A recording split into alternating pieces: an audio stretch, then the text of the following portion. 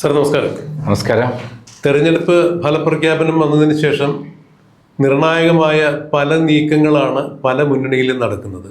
കോൺഗ്രസിൽ മുഖ്യമന്ത്രിയെ ചൊല്ലിയുള്ള തർക്കങ്ങൾ നടക്കുന്നു. ഇപ്പോഴും രമ്യമായി പരിഹരിക്കാൻ പറ്റാത്ത നിലയിലേക്ക് രൂക്ഷമായി തന്നെ ചർച്ചകൾ പോകുന്നു. ഇതിനിടയിൽ ഇന്നിപ്പോൾ കണ്ണൂരിൽ വലിയൊരു രാഷ്ട്രീയ നീക്കത്തിന് സൂചന നൽകിക്കൊണ്ട് തളിപ്പറമ്പിൽ നിന്നും എം.വി. ഗോവിന്ദൻ്റെ ഭാര്യ പി.കെ. ശ്യാമളയ്ക്കെതിരെ മത്സരിച്ച് വലിയ വിജയം കരസ്ഥമാക്കിയ ടി.കെ. ഗോവിന്ദൻ ഇപ്പോൾ കോടിയേരിയുടെ വീട്ടിൽ സന്ദർശനം നടത്തിയിരിക്കുന്നു. കോടിയേരിയുടെ സ്മൃതി മണ്ഡപം അവിടെ എത്തി പുഷ്പാർച്ചന നടത്തിയിരിക്കുന്നു. കോടിയേരിയുടെ ഭാര്യ വിലാസിനിയൊക്കെ കൂടെ ഉണ്ടായിരുന്നു. ഈ സന്ദർഭത്തിൽ മറ്റൊരു കാര്യം കൂടി എടുത്തു പറയേണ്ട കാര്യമുണ്ട്. കാരണം തെരഞ്ഞെടുപ്പ് ഫലം പുറത്തു വന്നതിന് തൊട്ടു പിറകെ കോടിയേരിയുടെ മകൻ ബിനീഷ് കോടിയേരിയുടെ ഒരു FB പോസ്റ്റ് ഉണ്ടായിരുന്നു. കോടിയേരിക്ക് പകരം വയ്ക്കാൻ മറ്റാരുമില്ല, അത് സംഘടനാ തലത്തിൽ തന്നെയാണ് എന്നാണ് ബിനീഷ് ഉദ്ദേശിച്ചേക്കുന്നത് എന്ന് വേണം മനസ്സിലാക്കാൻ. മറ്റൊന്നും കൂടി എടുത്തു പറഞ്ഞിട്ടുണ്ട്, വ്യക്തിയല്ല പ്രസ്ഥാനമാണ് വലുത്. അക്ഷരാർത്ഥത്തിൽ പിണറായി വിജയനെ ഉന്നം വെച്ചുകൊണ്ട് തന്നെയാണ് ഇത്തരം കാര്യങ്ങൾ പറഞ്ഞിരിക്കുന്നത്. കോടിയേരി ഉണ്ടായിരുന്നെങ്കിൽ ഇന്ന് പാർട്ടിയിൽ കാണുന്ന തരത്തിലുള്ള അപജയങ്ങൾ CPM-ൽ ഉണ്ടാകില്ല എന്നുള്ള കൃത്യമായ നിർദ്ദേശം നൽകിക്കൊണ്ടാണ് ഈ സൂചന കൊടുത്തിരിക്കുന്നത്. ഇവിടെ എൻ്റെ ഒരു സംശയം, കണ്ണൂരിൽ പാർട്ടിയുടെ ഈറ്റില്ലമായ തളിപ്പറമ്പിലും പയ്യന്നൂരിലുമെല്ലാം ക്രമാതീതമായി CPM-ൻ്റെ വോട്ടുകൾ കുറഞ്ഞിരിക്കുന്നു. CPM-കാരുടെ വോട്ടുകൾ കൊണ്ട് തന്നെയാണ് CPM പാളയത്തിൽ നിന്ന് പിണങ്ങിപ്പിരിഞ്ഞു പോകുന്ന ടി.കെ. ഗോവിന്ദനും V. കുഞ്ഞികൃഷ്ണനുമെല്ലാം ജയിച്ചിരിക്കുന്നത്. ഇവിടെ ഇടതുപക്ഷത്തിൽ അതൃപ്തി പൂണ്ടു നിൽക്കുന്ന ഒരു കൂട്ടായ്മയുണ്ട്. ഈ കൂട്ടായ്മയുടെ ഒരു വിശാല സഖ്യം രൂപപ്പെടുത്തുന്നതിന് വേണ്ടി ടി.കെ. ഗോവിന്ദനും V. കുഞ്ഞികൃഷ്ണനുമെല്ലാം മുന്നിട്ടിറങ്ങുമോ? അതിൻ്റെ സൂചനയായിട്ടാണോ കോടിയേരി ബാലകൃഷ്ണൻ്റെ വീട്ടിലുള്ള സന്ദർശനവും കോടിയേരിയുടെ സ്മൃതി മണ്ഡപത്തിലെത്തി പുഷ്പാർച്ചന ചെയ്തുമല്ല? ടി.കെ. ഗോവിന്ദൻ മാഷിൻ്റെ ഭാര്യ രമണിയും കൂടെ ഉണ്ടായിരുന്നു. എന്നാണ് ഒരു മുതിർന്ന മാധ്യമ പ്രവർത്തകൻ എന്ന രീതിയിൽ, ആ പരിസര പ്രദേശങ്ങളെല്ലാം കൃത്യമായി അറിയാവുന്ന ആളെന്ന രീതിയിൽ സാറിൻ്റെ അഭിപ്രായം? അതായത് പിണറായി വിജയൻ എന്ന് പറയുന്ന ധാർഷ്ട്യമുള്ള നേതാവിനെ ഇത്രയധികം വളർത്തിയിട്ടുള്ളത് കോടിയേരി ബാലകൃഷ്ണനാണ്. കോടിയേരി ബാലകൃഷ്ണൻ എന്നും സമന്വയത്തിൻ്റെ ഉണ്ടായിരുന്നത്. പാർട്ടിയിലാണെങ്കിലും പുറത്താണെങ്കിലും ബന്ധങ്ങൾ കാത്തു സൂക്ഷിക്കുന്ന ഒരു നേതാവായിരുന്നു കോടിയേരി ബാലകൃഷ്ണൻ. പിണറായി വിജയൻ ഏകാധിപതിയെ പോലെ എന്നും ധിക്കാരവും ധാർഷ്ട്യവും നിറഞ്ഞ പെരുമാറ്റത്തിലൂടെ പാർട്ടിയെ കർക്കശതയോടുകൂടി പാർട്ടിയെ നയിക്കുമ്പോൾ, അല്ലെങ്കിൽ മുഖ്യമന്ത്രിയായപ്പോൾ, മറുഭാഗത്ത് കോടിയേരി ബാലകൃഷ്ണൻ സമന്വയത്തിലൂടെ എല്ലാവരോടും നല്ല രീതിയിൽ സംസാരിച്ച് നല്ല പെരുമാറ്റം കാഴ്ചവെച്ചിട്ടാണ് അദ്ദേഹം പാർട്ടിയെ സംഘടിപ്പിച്ച് ഒറ്റക്കെട്ടായി കൊണ്ടു നടന്നിട്ടുള്ളത്. എന്തൊക്കെ പ്രശ്നം വരുമ്പോഴും അത് നേരിടാൻ കഴിവുള്ള, അതിനെ പ്രതിരോധിക്കാനും പാർട്ടിക്ക് യാതൊരു കുഴപ്പവും ഉണ്ടാവാതെ കൊണ്ടു നടക്കാനും കഴിവുള്ള ഒരു നേതാവായിരുന്നു കോടിയേരി ബാലകൃഷ്ണൻ. എന്നെ സംബന്ധിച്ചോളം ഞാൻ ഓർക്കുന്നത് 2 തവണയാണ്. ഒന്ന്, ആദ്യത്തെ തവണ എന്ന് പറയുന്നത് ഞാൻ 1986 വിശ്വനാഥൻ എന്ന് പറയുന്ന ധനകാര്യമന്ത്രിയെ കാണാൻ വേണ്ടി ഞാൻ AKG സെൻറ്ററിൽ പോയിരുന്നു.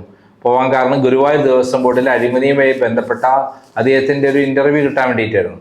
അവിടെ ചെന്നപ്പോൾ, AKG സെൻറ്ററിൽ ചെന്നപ്പോൾ അവിടെ പല നേതാക്കന്മാരും അങ്ങനെ പോകുന്നുണ്ട്, ആരെയും മൈൻഡ് ചെയ്യാതെ അങ്ങോട്ട് പോകണം. അവസാനം കോടിയേരി ബാലകൃഷ്ണൻ വന്നപ്പോഴാണ് എന്നോട് ചോദിച്ചു ആരാണ്, എന്താണ്, എന്തിനാണ് വന്ന് ചോദിച്ച് എന്നോട് ഇരിക്കാൻ തന്നു. സീറ്റ് വന്നതിന് ശേഷം അദ്ദേഹമാണ് വിശ്വനാഥൻ, അന്നത്തെ ധനകാര്യമന്ത്രിയെ അദ്ദേഹം എനിക്ക് വിളിച്ച് വരുത്തി പരിചയപ്പെടുത്തി ഇൻ്റർവ്യൂ എടുക്കാനുള്ള കാര്യങ്ങൾ ചെയ്തു തരുകയും ചെയ്തത്. അപ്പം അദ്ദേഹത്തിൻ്റെ സമന്വയം എന്ന് പറയുന്ന, അല്ലെങ്കിൽ ആളുകളോട് എങ്ങോട്ട് പെരുമാറണം എന്നുള്ളത് കൃത്യമായി അറിയാവുന്ന ഒരാളാണ് അദ്ദേഹം. ഇതേപോലെ തന്നെ ആയിരുന്നു എന്നെ 2010 ഒരു കള്ളക്കേസിൽ കുടുക്കി അറസ്റ്റ് ചെയ്യുകയും ആ സമയത്ത് കോടിയേരി ബാലകൃഷ്ണനായിരുന്നു അന്ന് ആഭ്യന്തരമന്ത്രി. ഞാൻ അദ്ദേഹത്തെ നേരിട്ട് പോയി കണ്ട് കാര്യങ്ങൾ പറയുമ്പോൾ അദ്ദേഹത്തോട് കാര്യങ്ങൾ കൃത്യമായി മനസ്സിലായി. എനിക്ക് മനസ്സിലായി പിണറായി വിജയൻ്റെ നിർദ്ദേശപ്രകാരമാണ് എന്നെ കള്ളക്കേസിൽ ഒരു CC ഒരു വാച്ച് കമ്പനി ഉടമയുടെ കള്ളക്കേസിൽ എന്നെ അറസ്റ്റ് ചെയ്ത്. പക്ഷേ കോടതി അപ്പം തന്നെ എനിക്ക് ജാമ്യം തന്നു. കാരണം അത് കള്ളക്കേസായിരുന്നു, ലാവ്ലിൻ കേസുള്ള വിരോധമായിരുന്നു എന്ന് കൃത്യമായി മനസ്സിലാക്കിയാണ് എനിക്ക് രാത്രി തന്നെ ജാമ്യം കിട്ടുക മാത്രമല്ല എന്നെ വീട്ടിലെത്തിക്കാൻ പോലീസിന് നിർദ്ദേശം കൊടുത്തു. അങ്ങനെയുള്ള കോടിയേരി ബാലകൃഷ്ണൻ എന്തൊക്കെ ആരോപണങ്ങൾ ഉന്നയിച്ചാലും അതൊക്കെ തന്നെ പുഞ്ചിരിയോടെ നേരിടുക എന്നുള്ളതായിരുന്നു അദ്ദേഹത്തിൻ്റെ ശൈലി. പിണറായി വിജയൻ്റെ ഡെഡ് എഗൻസ്റ്റ് ആയിരുന്നു. പാർട്ടി പ്രവർത്തകൻ എങ്ങനെയായിരിക്കണം എന്നുള്ളതിൻ്റെ മാതൃകയാണ് കോടിയേരി ബാലകൃഷ്ണൻ. അദ്ദേഹത്തിന് ചിരിക്കുന്ന മുഖമായിരുന്നല്ലോ, ചിരിക്കുന്ന മുഖമാണ്. അദ്ദേഹം KSFലൂടെ വളർന്ന് SFIയുടെ വന്ന് പിന്നെ ഡിവൈഫൈയിൽ കൂടെ വന്ന് അദ്ദേഹം പാർട്ടിയിൽ ഉന്നത സ്ഥാനത്ത് വരെ എത്തി. അതിന് കാരണം അദ്ദേഹത്തിൻ്റെ സംഘടനാ ശേഷിയും ആളുകളോടുള്ള പെരുമാറ്റം തന്നെയാണ്. അങ്ങനെ വളർന്ന അദ്ദേഹം, നമുക്കറിയാം, ഒരിക്കൽ തലശ്ശേരിയിൽ RSSന്റെ വോട്ട് വേണ്ട എന്ന് പറഞ്ഞ് അവിടെ ജയിച്ച രാജഗോപാലിൻ്റെ മരുമോനാണ് അദ്ദേഹം. അപ്പോൾ അദ്ദേഹം വളർന്നതും ഒരു വലിയ പങ്കുണ്ട് അവിടെ. അപ്പോൾ അദ്ദേഹത്തിന് ഒരു മാതൃകയായി എല്ലാ CPMകാർക്കും കാണാവുന്നതാണ്, കമ്മ്യൂണിസ്റ്റുകാർക്കും കാണാവുന്നതാണ്. അങ്ങനെയുള്ള അദ്ദേഹത്തിൻ്റെ സ്മൃതി മണ്ഡപത്തിൽ സന്ദർശിക്കാൻ TK ഗോവിന്ദൻ എത്തിയിട്ടുണ്ടെങ്കിൽ അതിന് കൃത്യമായ രാഷ്ട്രീയ നിലപാട് തന്നെയുണ്ട്. ആ നിലപാടെന്ന് പറഞ്ഞത്, കോടിയേരി ബാലകൃഷ്ണൻ മരിച്ചപ്പോൾ അദ്ദേഹത്തിൻ്റെ ബോഡി തിരുവനന്തപുരത്ത് AKG സെൻറ്ററിലേക്ക് കൊണ്ടുവരേണ്ടതായിരുന്നു. എന്നാൽ പിണറായി വിജയൻ ചെന്നൈയിൽ നിന്ന് നേരെ മട്ടന്നൂർ എയർപോർട്ടിലേക്ക് കൊണ്ടുവരികയും അവിടെ നിന്ന് നേരിട്ട് കണ്ണൂരിലേക്ക് കൊണ്ടുവരികയും അവിടെ അപ്പം തന്നെ സംസ്കരിക്കുകയും ചെയ്തു. പിണറായി വിജയൻ ഇത് സംസ്കാരം കഴിഞ്ഞ് അധികം മണിക്കൂറുകൾ കഴിയുന്നതിന് മുമ്പ് അയർലൻഡിലേക്കും മറ്റു രാജ്യങ്ങളിലേക്കും സന്ദർശനാവശ്യത്വം പോയി. സന്ദർശനം എന്ന് പറഞ്ഞാൽ അവിടെയൊക്കെ പണം നിക്ഷേപിക്കുക, പല പദ്ധതികളും നിക്ഷേപിക്കുക, മകളും മകനുമായിട്ടുള്ള പരിപാടികൾ പ്ലാൻ ചെയ്യുക എന്നുള്ളതാണ് അവിടെ പ്രധാനപ്പെട്ട പരിപാടി. ഗവൺമെന്റ് പരിപാടി പറയുന്നുണ്ടെങ്കിലും ചെലവിലാണ് പോകുന്നെങ്കിലും കോടിയേരിയുടെ ചിത കത്തിത്തീരുന്നതിന് മുമ്പ്, അപ്പം കോടിയേരിയുടെ ചിത കത്തിത്തീരുന്നതിന് മുമ്പ് കോടിയേരിയെ എല്ലാ തരത്തിലും വഞ്ചിച്ചിട്ടുള്ള ഒരാളാണ് പിണറായി വിജയൻ. സാമാന്യ നീതിക്ക് ഒരു സംസ്ഥാന സെക്രട്ടറി എന്ന നിലയിൽ എല്ലാ ജില്ലകളിലൂടെ കടന്നു വരുമ്പോൾ പാർട്ടിക്ക് ഉണ്ടാകുന്ന പ്രത്യേക തരത്തിലുള്ള ഒരു ഇതുണ്ട്. പിന്നെ അതിനോടുള്ള താല്പര്യം മാത്രമല്ല, കെട്ടുറപ്പ്. കാരണം പാർട്ടിയിൽ ഒരാൾ മരിച്ചാൽ ആദരിക്കുക എന്നുള്ളത്, എല്ലാവർക്കും കാണാൻ അവസരം കിട്ടുക എന്നുള്ളൊരു അവസരം നിഷേധിച്ചതിനെതിരെ ഏറ്റവും അധികം വിദ്വേഷത്തിൽ നിൽക്കുന്ന ആൾക്കാരാണ് അദ്ദേഹത്തിൻ്റെ മകനും കോടിയേരി ബാലകൃഷ്ണൻ്റെ മകനും ഭാര്യയുമെല്ലാം. അവർക്കെല്ലാം അതിൽ ഭയങ്കര വിരോധമുണ്ട്. കാരണം കോടിയേരി ബാലകൃഷ്ണൻ ആരായിരുന്നു എന്ന് കേരള ജനതയ്ക്ക് അറിയാം. തിരുവനന്തപുരത്ത് അദ്ദേഹത്തെ ബോഡി കൊണ്ടുവരുന്നതിന് പകരം കണ്ണൂർക്ക് കൊണ്ടുവരിക, എന്നിട്ട് അവിടെ നിന്ന് വേഗം സംസ്കരിക്കുക, എന്നിട്ട് പിണറായി വിജയൻ അപ്പം തന്നെ സ്ഥലം വിടുക എന്നൊക്കെ വൃത്തികേടിൻ്റെ രാഷ്ട്രീയമാണ്. ഒരു സൗഹൃദ ബന്ധം പോലും കാത്തുസൂക്ഷിക്കാത്ത ഒരു മനുഷ്യനാണ് പിണറായി വിജയൻ. കോടിയേരി ബാലകൃഷ്ണനെ പോലെ CPMലെ സൗമ്യനായ ഒരു നേതാവിന് അന്ത്യാഞ്ജലി അർപ്പിക്കുന്നതിന് വേണ്ടി കേരളം മുഴുവൻ കാത്തുനിന്ന് അതിന് സാധിക്കാതെ പോയൊരു വിഷമം അക്കാലത്ത് എല്ലാ മാധ്യമങ്ങളും ചർച്ച ചെയ്തിട്ടുണ്ടായിരുന്നു. തിരുവനന്തപുരം അദ്ദേഹത്തിൻ്റെ പ്രവർത്തന മേഖലയായിരുന്നിട്ട് പോലും എന്തുകൊണ്ടാണ് അദ്ദേഹത്തെ തിരുവനന്തപുരത്ത് കൊണ്ടുവന്ന അവസാനം പൊതുദർശനത്തിന് ജനങ്ങൾക്ക് അദ്ദേഹത്തെ ഒരു നോക്ക് കാണാനും അന്ത്യാഞ്ജലി അർപ്പിക്കാനുള്ള സൗകര്യം കൊടുക്കാതിരുന്നത് എന്നുള്ള വലിയൊരു പരാതി തന്നെ അന്ന് CPMനെതിരെ തന്നെ ഉണ്ടായിരുന്നു. പക്ഷേ അന്ന് ഇന്നും CPMൽ അപ്രമാദിത്വത്തോടുകൂടി നിൽക്കുന്ന നേതാവായ സഖാവ് ബഹുമാന്യനായ പിണറായി വിജയൻ അതെല്ലാം വെട്ടിയൊതുക്കി സാർ പറഞ്ഞതുപോലെ ചിതയുടെ ചൂടാറുന്നതിന് മുമ്പ് അദ്ദേഹം വിദേശത്തേക്ക് പോവുകയായിരുന്നു. ഒരുപക്ഷെ അദ്ദേഹത്തിന് വിദേശത്തേക്ക് പോകുന്നതിന് വേണ്ടി ഈ ശവസംസ്കാരം പെട്ടെന്ന് അങ്ങനെ ധൃതിയിലാക്കിയതാണോ എന്ന് പോലും സംശയം തോന്നുന്നു. സ്വാഭാവികമാണ്. പിണറായി വിജയൻ അന്ന് ചെയ്യേണ്ടിയിരുന്നത് അദ്ദേഹത്തിൻ്റെ യാത്ര കട്ട് ചെയ്ത് ഒഴിവാക്കി നീട്ടിവെച്ച്, അദ്ദേഹത്തിൻ്റെ കയ്യിൽ നിന്നൊന്നുമല്ലല്ലോ പൈസ പോണത്, കേരള ഗവൺമെൻറ്റിൻ്റെ പൈസയല്ലേ, നാട്ടുകാരെ പിരിച്ച് ഈ ടാക്സ് അടയ്ക്കുന്ന പൈസയല്ലേ. അങ്ങനെയുള്ള സന്ദർഭം ചെയ്യേണ്ടതിന് പകരം പിണറായി വിജയൻ എന്ന് പറയുന്ന അദ്ദേഹം ആരോടും സ്നേഹമില്ല, ജീവിതത്തിൽ ഒരൊറ്റ കുട്ടിയും സ്നേഹമില്ല എന്ന് തെളിയിക്കുന്നതായിരുന്നു അദ്ദേഹത്തിൻ്റെ പ്രവൃത്തി. അങ്ങനെയുള്ള സ്ഥലത്ത് ഇത് എല്ലാ CPM CPMൻ്റെ പ്രവർത്തകർക്ക് ഇത് വല്ലാതെ മനസ്സിൽ വലിയ നൊമ്പരം ഉണ്ടാക്കിയ സംഭവമാണ്. ആ വികാരത്തെ കൃത്യമായി മനസ്സിലാക്കിക്കൊണ്ട് തന്നെയാണ് ഇപ്പോൾ TK ഗോവിന്ദൻ അദ്ദേഹത്തിൻ്റെ സ്മൃതി മണ്ഡപത്തിൽ പോയി പുഷ്പാർച്ചന നടത്തിയത് എന്നുള്ളത് വളരെ പ്രധാനപ്പെട്ട കാര്യമാണ്. വളരെ സെൻസേഷനായ കാര്യം, അവരെ മനസ്സിനെ വല്ലാതെ അടുപ്പിക്കുന്നൊരു കാര്യമാണ്. സാധാരണ CPM പ്രവർത്തകർക്ക് TK ഗോവിന്ദൻ്റെ നിലപാടിനോട് 100% യോജിപ്പായിരിക്കും.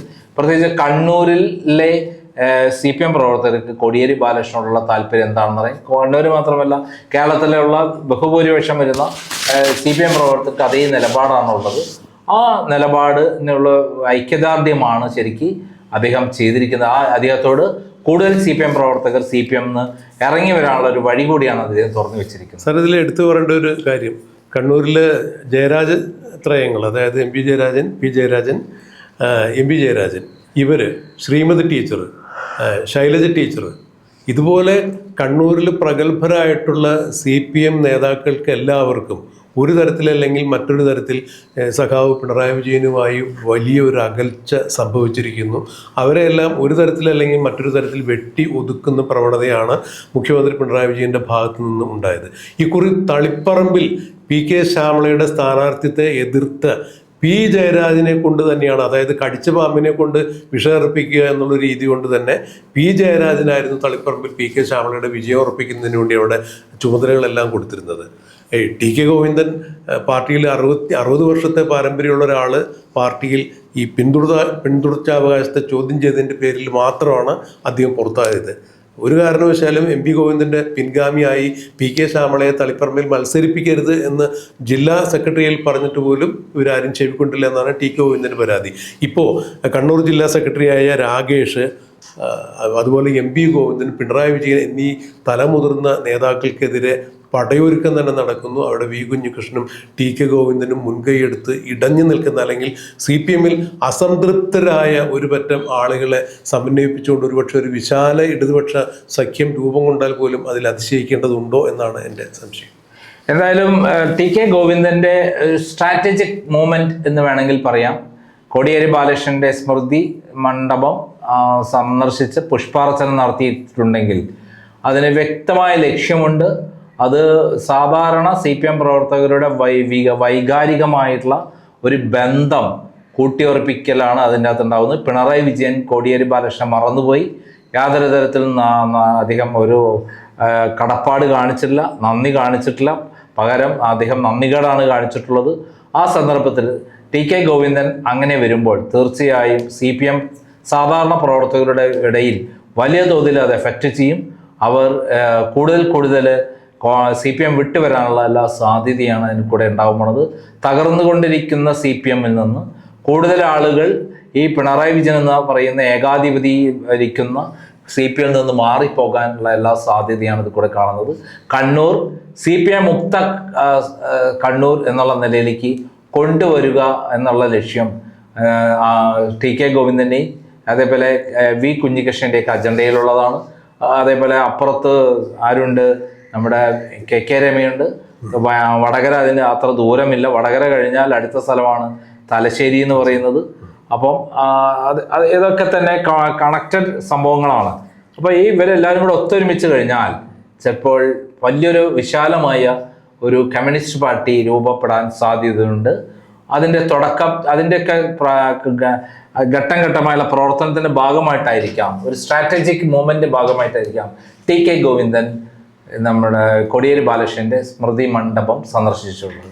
എന്തായാലും ഇത് വലിയൊരു സൂചനയായിരിക്കും എന്ന് വേണം കണക്കിലെടുക്കാൻ. എന്താ സംഭവിക്കുക എന്നുള്ളത് നമുക്ക് കാത്തിരിക്കാം, കണ്ടറിയാം.